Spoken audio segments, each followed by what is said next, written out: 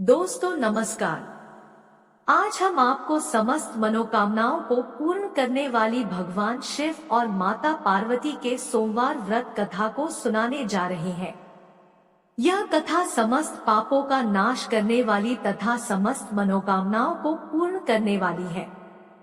तो चलिए कथा शुरू करते हैं। एक समय की बात है, किसी नगर में एक सेठ रहता था। उसके घर में धन की कोई कमी नहीं थी, लेकिन उसकी कोई संतान नहीं थी। इस कारण वह बहुत दुखी था। पुत्र प्राप्ति के लिए वह प्रत्येक सोमवार व्रत रखता था और पूरी श्रद्धा के साथ शिव मंदिर जाकर भगवान शिव और माता पार्वती जी की पूजा करता था। दोस्तों, यदि आप भी भगवान भोलेनाथ के सच्चे भक्त हैं, तो कथा पूरी सुनिएगा, अन्यथा शिव का अनादर होगा और बहुत पाप लगेगा। चलिए कथा आगे शुरू करते हैं। उस सेठ की भक्ति देखकर एक दिन मां पार्वती प्रसन्न हो गई और भगवान शिव से उस सेठ की मनोकामना पूर्ण करने का आग्रह किया। पार्वती जी की इच्छा सुनकर भगवान शिव ने कहा कि हे देवी, इस संसार में हर प्राणी को उसके कर्मों का फल मिलता है और जिसके भाग्य में जो हो उसे भोगना ही पड़ता है। लेकिन माता पार्वती ने सेठ की भक्ति का मान रखने के लिए उसकी मनोकामना पूर्ण करने की इच्छा जताई। माता पार्वती के आग्रह पर शिवजी ने सेठ को पुत्र प्राप्ति का वरदान तो दिया, लेकिन साथ ही यह भी कहा कि उसका बालक मात्र 12 वर्ष तक ही जीवित रहेगा।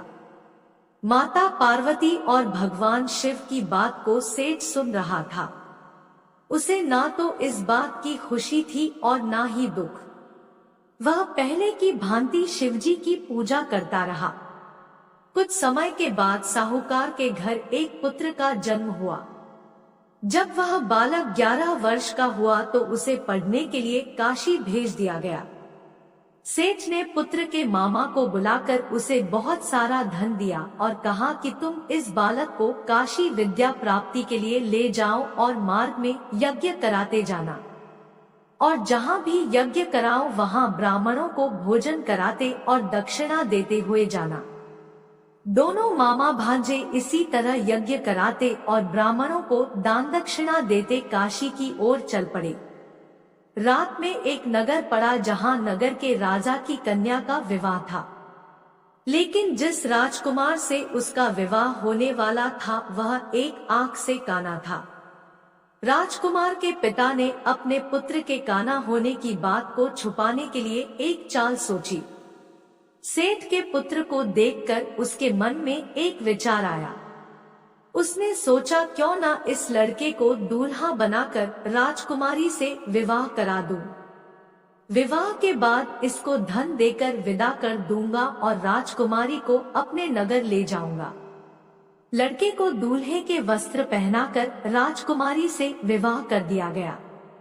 लेकिन सेठ का पुत्र ईमानदार था। उसे यह बात न्यायसंगत नहीं लगी। उसने अवसर पाकर राजकुमारी की चुन्नी के पल्ले पर लिखा कि तुम्हारा विवाह तो मेरे साथ हुआ है, लेकिन जिस राजकुमार के संग तुम्हें भेजा जाएगा वह एक आंख से काना है। मैं तो काशी पढ़ने जा रहा हूँ।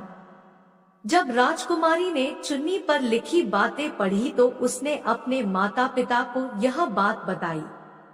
राजा ने अपनी पुत्री को विदा नहीं किया, जिससे बारात वापस चली गई।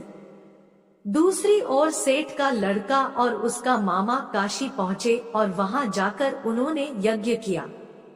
जिस दिन लड़के की आयु 12 साल की हुई उसी दिन यज्ञ रखा गया। लड़के ने अपने मामा से कहा कि मेरी तबीयत कुछ ठीक नहीं है। मामा ने कहा कि तुम अंदर जाकर सो जाओ। शिवजी के वरदानुसार कुछ ही देर में उस बालक के प्राण निकल गए।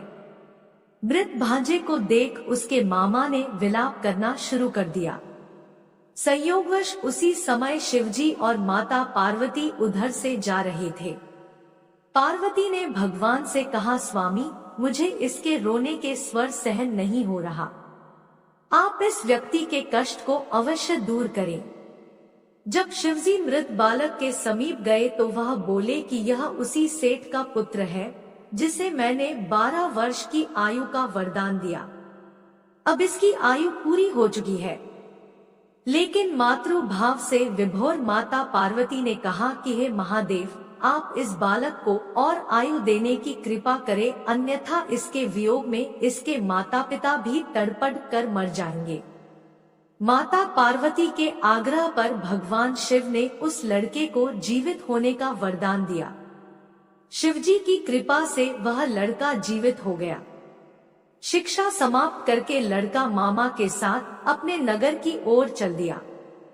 दोनों चलते हुए उसी नगर में पहुँचे जहाँ उसका विवाह हुआ था। उस नगर में भी उन्होंने यज्ञ का आयोजन किया। उस लड़के के ससुर ने उसे पहचान लिया और महल में ले जाकर उसकी खातिरदारी की और अपनी पुत्री को विदा किया। इधर सेठ और उसकी पत्नी भूखे प्यासे रहकर बेटे की प्रतीक्षा कर रहे थे। उन्होंने प्रण कर रखा था कि यदि उन्हें अपने बेटे की मृत्यु का समाचार मिला तो वह भी प्राण त्याग देंगे, परंतु अपने बेटे के जीवित होने का समाचार पाकर वह बेहद प्रसन्न हुए। उसी रात भगवान शिव ने व्यापारी के स्वप्न में आकर कहा, हे श्रेष्ठी, मैंने तेरे सोमवार के व्रत करने और व्रत कथा सुनने से प्रसन्न होकर तेरे पुत्र को लंबी आयु प्रदान की है। इसी प्रकार जो कोई सोमवार व्रत करता है या कथा सुनता और पढ़ता है, उसके सभी दुख दूर होते हैं और समस्त मनोकामनाएं पूर्ण होती है। हर हर महादेव।